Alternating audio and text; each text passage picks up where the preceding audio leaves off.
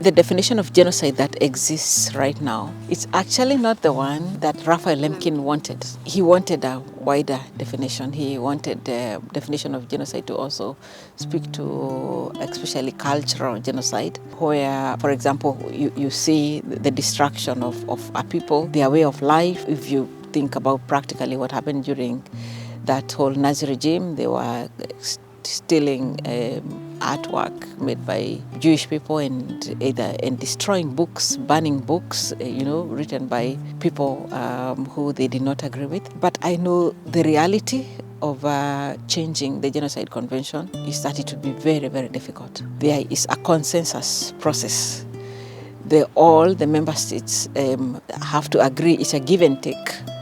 And they agree, and for genocide, for example, we have very few resolutions on genocide because it's considered a very sensitive topic. There are so many arguments, even about where to place the comma or the full stop, and we back and forth. So we have to look at what the current definition, how has it helped us? How has it been useful? And we look at the current definition and how it helped define that what happened in Rwanda was a genocide, how people were convicted for the crime of genocide using that definition, how people were convicted for the crime of genocide in the former Yugoslavia using that definition. So we have Nuremberg, so we have the Holocaust, we have the International Criminal Tribunal for Rwanda, the International Criminal Tribunal for the former Yugoslavia, and for those, especially those two where the definition was used to define genocide, that's what we accept. The biggest issues in the world right now is the incapacity we have to talk to each other, the incapacity to sit at a table. Always I tell people that we prolong wars and then we end up at a peace table discussing an agreement. Why can't we come to the table earlier?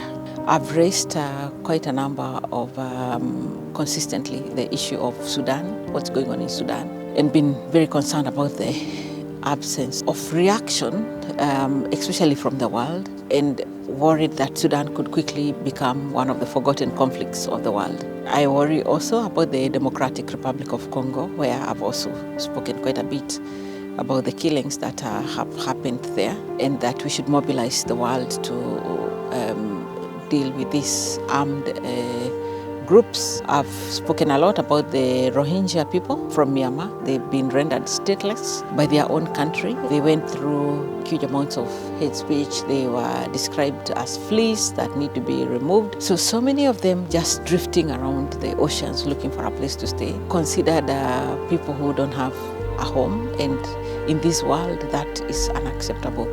That in a world that's as big as we have, that we don't have a home for the Rohingya, and that they cannot go back to Myanmar, which is their home. I've also spoken about indigenous people, especially in the Amazon, who are affected by mining companies that displace them and destroy their way of life. And also about the Papua people of Indonesia. And you notice that I'm not speaking about the situations that are in the newspapers all the time. I've not mentioned Ukraine and Russia. I've not mentioned Gaza, because so much attention is paid to this, and that there are other places where attention is not paid to these kind of issues. So I always try as much as possible to focus on the areas that people are not paying attention to, people who need help and nobody is thinking about them. You know, the case of South Africa and Israel at the International Court of Justice is still ongoing. They issued provisional measures, but they are still continuing with the case. So it would be sub judice for me to comment on that particular case. So if you allow me, please, I will not speak about it. My mother and father, they have a very strong sense of service. Since I was young, they really used to talk about, especially the poor. Every month we would go out and my mother would say, this is the day to go and look for, she used to describe it as the poor of the poorest. Yeah, so we would go and look for people who are very poor and then see practical ways we can help them. My father used to say we shouldn't just give them food, that we should be thinking of something more useful than food. So it, I think, gave me that strong connection to don't do something short term, do something in the long term. I'm very moved to be here in the Garden of the Righteous. I feel their presence. I feel that they are here. There is a very strong feeling that this place is a place that embodies the spirit of what these people try to do.